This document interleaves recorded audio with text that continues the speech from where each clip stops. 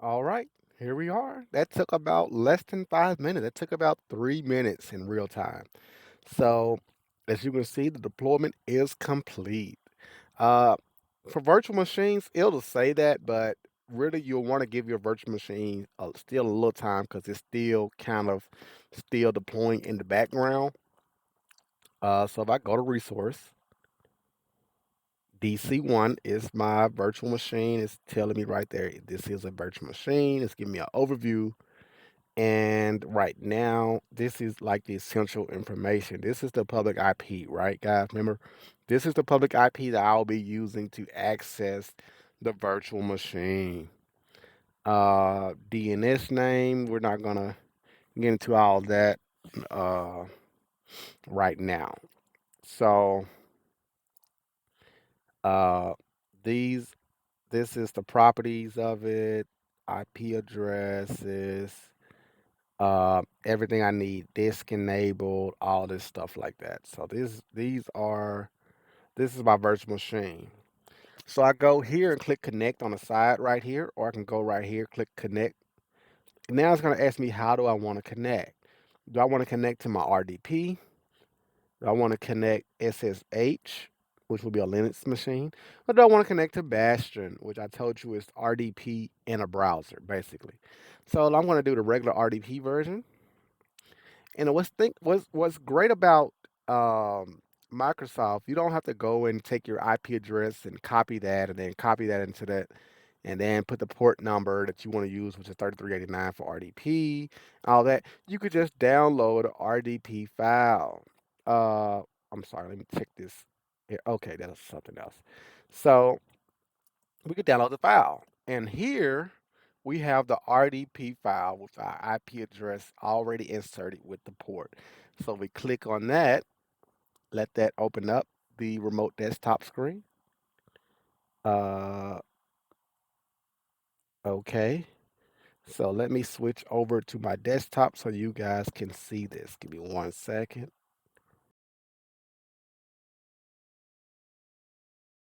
1 second here. All right. So I'm on my desktop, and now when I clicked on the icon, this popped up. Remote desktop connection. Do you want to trust it? Yes. And now we're going to load into the virtual machine that we just made in Azure. Right now it's asking us for a username and password to sign in. And we're going to use the admin account that we created when we created the virtual machine.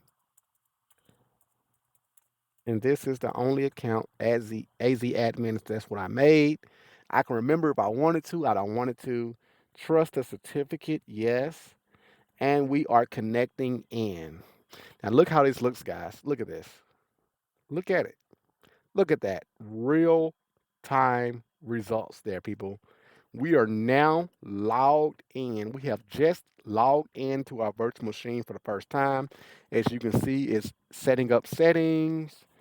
And remember, guys, this is a Windows Server OS, so not the regular Windows 10, because this will be our domain controller. And it is loading up. Here we are online. Yes, trust the network. Let me go ahead and open up File Explorer. It's pretty fast, guys. Like this is on the cloud, so this is not, especially based off the specs you chose, the type of system that you chose.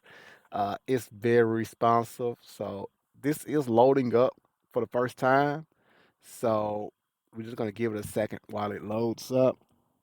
Very first time, the server manager's got to load up all the dependencies and everything like that, the resources.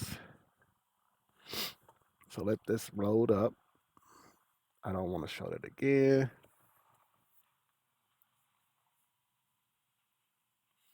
Let me just check on.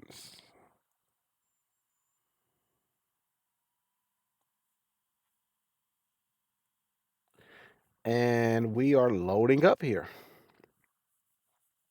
And now this is our domain controller. Well, it's not a domain controller yet because I haven't added the server role on here yet. So right now it's just a regular, get the built-in files, services and everything like that. If I right click the start menu, go to system, you guys can see um, that we do have an AMD 64 core processor in this thing. So yeah, it's 2.44 gigahertz. So I don't know. Let me test this out with Task Manager, and let's see our logical operators uh, for the CPU. Change graph to logical processors. 64 core dual core processor. It's a dual core.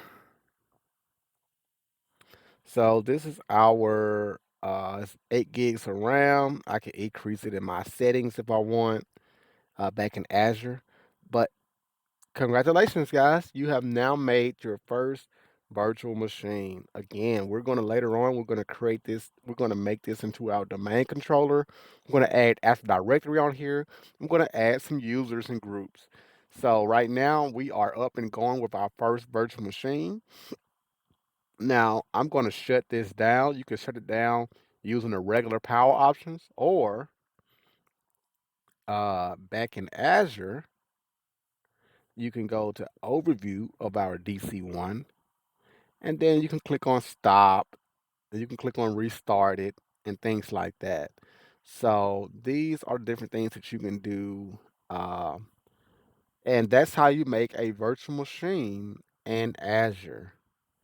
Uh, Thanks for watching, and let me know if you have any questions afterwards, and we can get those resolved.